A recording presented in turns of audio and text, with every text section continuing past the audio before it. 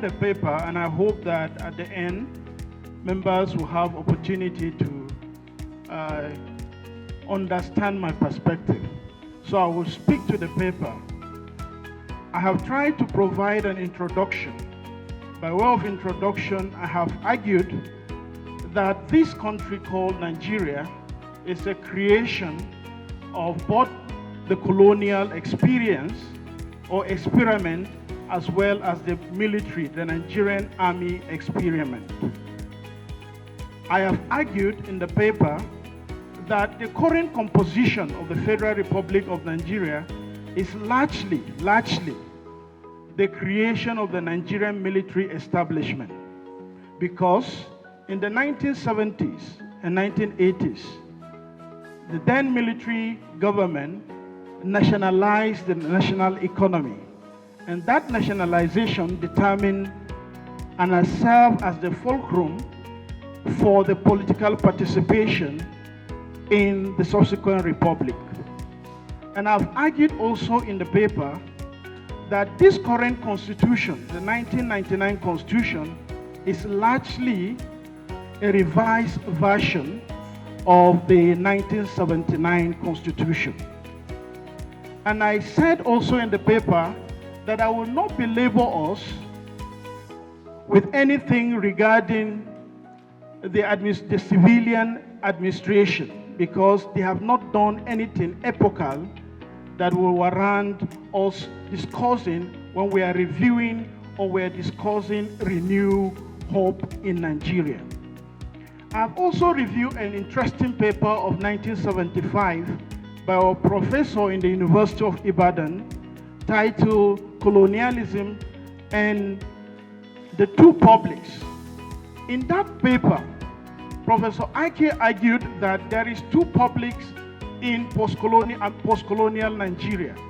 There is what he called the civil public and the primordial public. He had argued in that paper that the civil public is amoral, is immoral, but the primordial public is moral. So therefore, we interact at the personal level as well as our religious and ethnic level in a moral capacity. But when we are participating in a civil public, when we are dealing with the state, the Nigerian state in this context, we are dealing with it in an immoral capacity.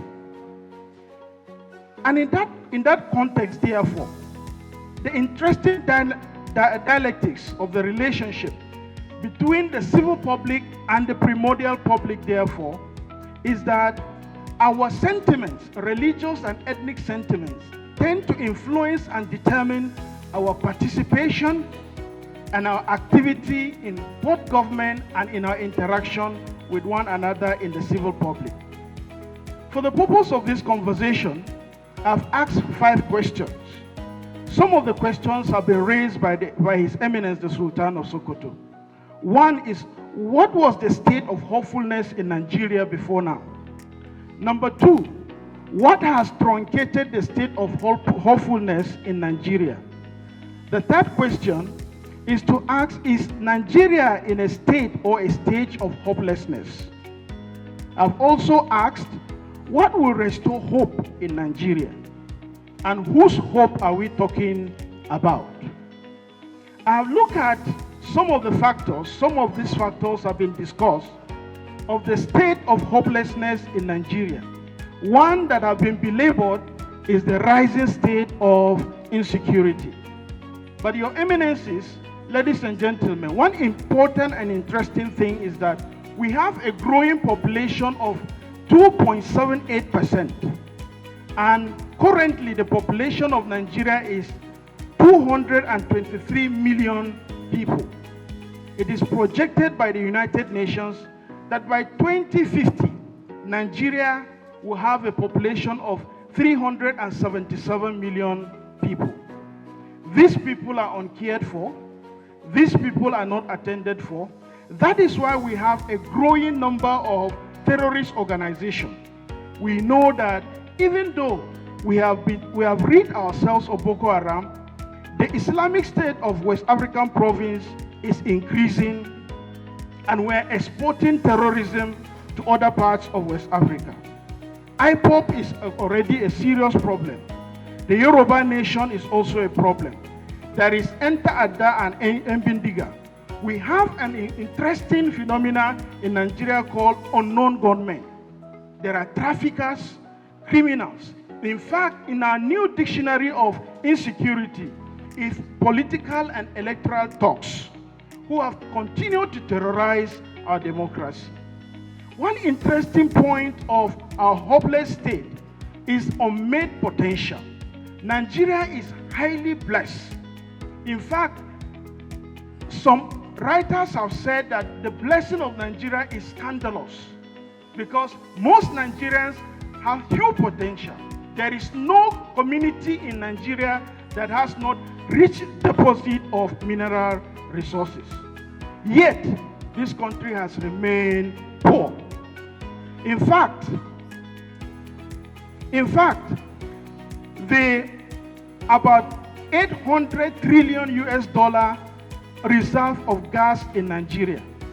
It is also reported that over 50 trillion naira is being lost by Nigeria for untapped resources. There are cases also of persistent disunity among ourselves. We are not united. There is incompatible pursuit of national interests. We don't have even a national interest. Everyone is pursuing entirely a different thing. There is the problem of ignoble perception about Nigeria in the international community. If you go to Asia, you go to America, you go all over, there is the problem. There is another interesting point that we need to worry about. A huge disconnect between the government and the governed. I have reviewed the speech, the inaugural speech of Mr. President. He has highlighted one fundamental thing, and I wish to quote. He noted that in his inaugural speech that we stand forth as Africa's most populous nation and as the best hope and strongest champion of the black race. As citizens, we declare as one unified people devoted to one unified national cause, that as long as this world exists, Nigeria shall exist. But importantly is that this statement encapsulates Nigeria's state of hopelessness as well as the state of despair. Now, because if you look at it, why then are we talking about Nigeria shall exist? It's because there had been voices that are rising against the existence of this country. What is the state of hope? Is there any way to restore hope in Nigeria? We are people of faith. We believe in God. We know that God rules in the affairs of men.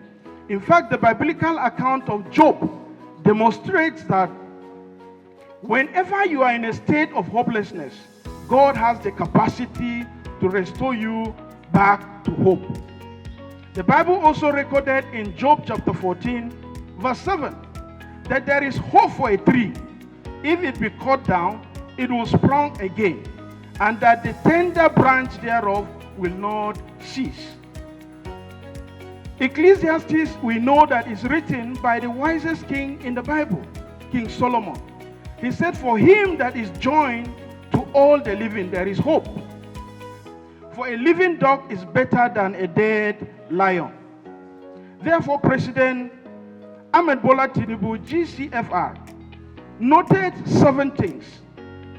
He said, to restore hope in Nigeria, we must govern according to Constitution and according to the rule of law. We must defend the nation from terrorism and all form of criminality that threaten the peace and stability of the country and the sub-region as a whole. We must remodel the economy to bring about growth and development through job creation, food security, and extreme poverty. He also mentioned the inclusion of women and the youth. He said corruption must be discouraged, and also in the budget that he just presented, he prioritized security, job, and poverty. I agree totally with the president. However, I highlighted 13 things that need to be done. The first thing has been echoed: national orientation and reorientation, so that we will ensure that the same attention that we give to our primordial sentiments, we will give it to the civil sentiments. We must end the cycle of intractable insecurity. The state should build every developmental and security strategy on the people. Religious leaders, traditional leaders, community, women, youth, and professional bodies must be the center of every government strategy and policy. We should protect and defend our natural resources. Most of the natural resources in Zamfara, Osun State, have been stolen by illegal foreign miners, pirates, oil thieves, and their connivers amongst us. We should bridge the income gap. The income gap between the government and the governed is too wide. We must ensure that we minimize the level of financial recklessness and extravagance in public office. We should ensure and institutionalize local government reforms and put in place mechanisms for specific monitoring and evaluation of the performance of all local governments in the country. Most of the local governments have collapsed. We must do local government reforms. We should learn from our other religious countries, especially in the Middle East and Europe, by projecting and pursuing compatible national interests and goals. We should encourage the government to strengthen public institutions and remain consistent in the conception and implementation of public policy for the betterment of our people. We should demonstrate unity in the defense of our common heritage, protect and respect every Nigerian as firm as our culture of love and togetherness enjoin us. Government and government functionaries should eschew flamboyant and arrogance in public and private lives and commit to a lifestyle of humility, compassion, moderation, consideration, respect, especially towards the governed. We should institutionalize the mechanism for equitable and just wealth distribution across public sectors and private sectors. We should strengthen feedback mechanism and citizens' dialogue at all levels of the country. We should make service, public service, and politics avenues for service and not for amassing riches and primitive accumulation of wealth to the detriment of the common man on the streets. The effort at infrastructural revitalization should be reinvigorated. In conclusion, Nigeria is a great country. We must work and ensure that we join the government in renewing our hope and ensure that we tap the enormous potential of this country. I thank you very much.